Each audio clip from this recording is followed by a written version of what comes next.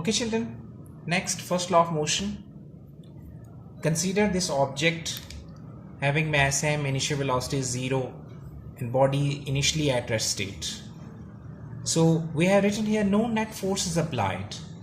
So first law says that when no net force is applied, it means the body which is at rest state having initial velocity 0, so its velocity will remain 0. There will be no change in the velocity because no net force is applied on the body. Therefore, the body will continue its state of rest. Is it? Second one, a body having mass m moving with some particular velocity. Even then they have written here no net force is applied on that body. So it means the body will continue its state of uniform velocity. So the body is continuously moving with some particular velocity. Since no net force, so body will continue its state of uniform motion. Body will continue its state of rest state. Okay. So, but if both states are changing, means now rest state is converted into motion and a body moving with some velocity, if its velocity increases or decreases, it means net force is applied. But let's say no net force is applied in both conditions, then you can say both bodies, they will continue their state. Rest body will remain at rest, body moving with some velocity will continue its uniform velocity. Is it? So Newton's first law, book page number 59, he says that, you can see in this book page number 59, page number is 59, you can see here the definition is written here: a body continues its state of rest or uniform motion in straight line provided no net force acts on it. Means if there is no net force, so it means the rest state object will remain at rest state, the body moving with uniform velocity will continue its uniform velocity motion. Is it clear? So this is the statement. Now I think statement of Newton's first law is clear to you. Now next one, why we say Newton's first law of motion is also known as law of inertia. Basically, what is inertia? Yesterday we have discussed about inertia.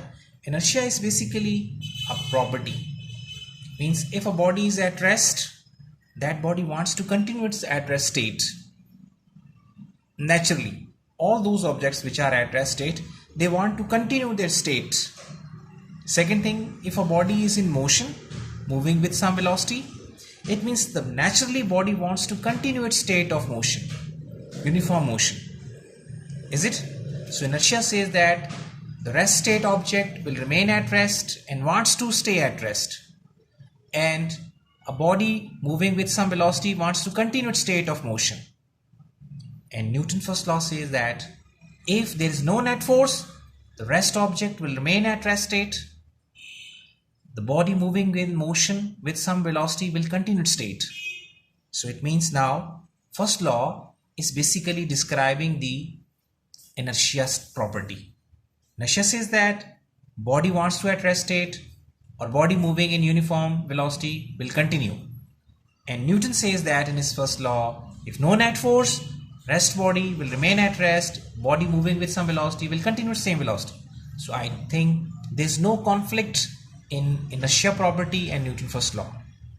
Is it clear? So it means no net force, it means the body which is at rest will remain at rest. No net force, the body moving with uniform velocity will continue that state of motion.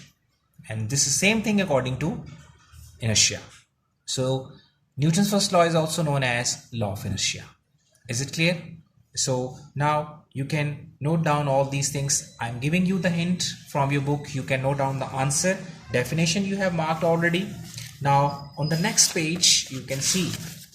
Now if examiner asks this question, why first law of Newton is also known as law of inertia, then girls you can add this paragraph which is given at page number 60, topmost paragraph. Okay, so you can add this paragraph as an answer. If examiner says that what is Newton's first law, then you have to write down the definition given at page 59. And if he says why first law is also known as law of inertia, then you will add this paragraph also. Okay, so thank you very much to all of you. Inshallah, see you next time.